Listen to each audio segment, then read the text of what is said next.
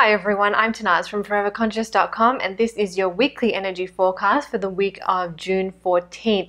We have a really big week ahead. We have Mercury going retrograde on the 17th, then on the 20th, 21st, that'll depend on your time zone a little bit. We have the start of Cancer season, the solstice, and also a Cancer new moon solar eclipse. So a lot of energy, especially as we get to the end of the week. It's like we have this mashup of retrograde energy, because once Mercury goes retrograde, that gives us a total of 5 planets in retro. And then we also are walking this eclipse gateway. After this eclipse, this solar eclipse, we still have one more to go in July. So big, potent, transformative eclipse energy, and then, retrograde energy asking us to go back, look over the past, to dig up old wounds, to dig up, the things from our past that we never questioned, or we might have missed some information, and looking at it again.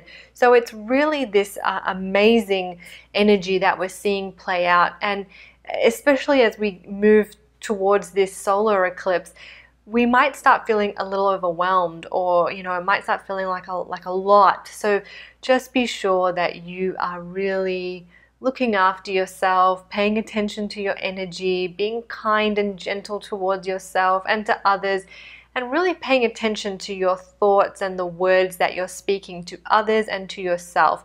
And it's always a good time to do that, of course, but especially this week and the weeks that follow, just really being mindful that your thoughts are aligned with what you want to focus on rather than what you don't, and that your words are aligned with patience and kindness and compassion rather than, hostility and impatience or self-doubt, whatever it is that we can, that judgment energy. So just being mindful of that this week. So Mercury, as I mentioned, will go retrograde on the 17th, and then this happens in the sign of Cancer, and then a couple of days later on the 20th, 21st, we have the solstice and the start of Cancer season. So we're moving out of Gemini season into watery, intuitive, sensitive, creative Cancer season. Cancer energy, it's always a very nurturing quality. So again, another reminder there from the cosmos that we really want to be focusing on nurturing ourselves and looking after our inner home, our inner body, right? Because this vessel is home for our soul, and we want to make it a cozy, nice environment. So maybe bringing some attention to that and how you can achieve that. And then the start of Cancer season is also the solstice. So this is a moment where the sun stands still. It doesn't really, but that's what they say. And that's what solstice means, and it's a point where we'll get the longest day of the year in the northern hemisphere and the shortest day of the year in the southern hemisphere. So it's a beautiful energy for connecting with nature, connecting with Mother Earth. The ancients believed on the solstice that the veil between this world and higher dimensions was thin. So we also are able to tap into angelic realms with greater ease.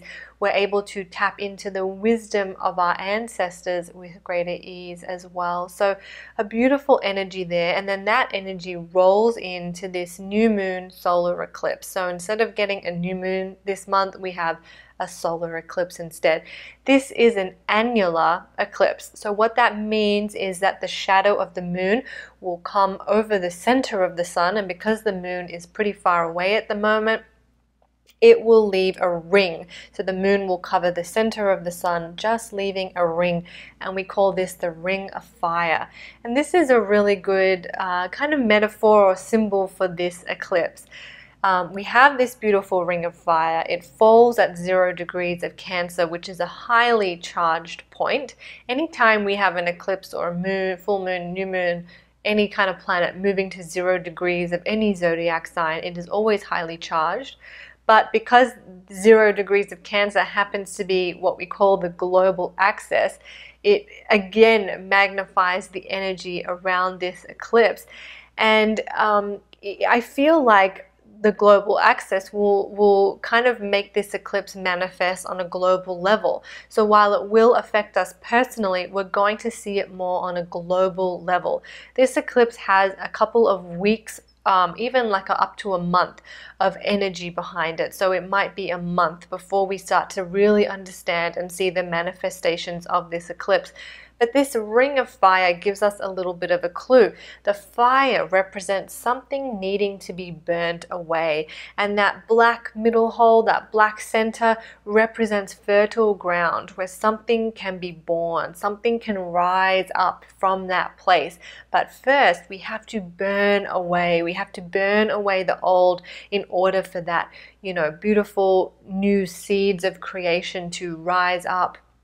So under this eclipse, it is a powerful time to draw in and call in the things that you would like to see in your life and the things that you would like to see for humanity as a whole, because this is a global feeling eclipse. This energy is impacting us on a global level. So we're manifesting for ourselves, but also for our fellow humans and all of humanity.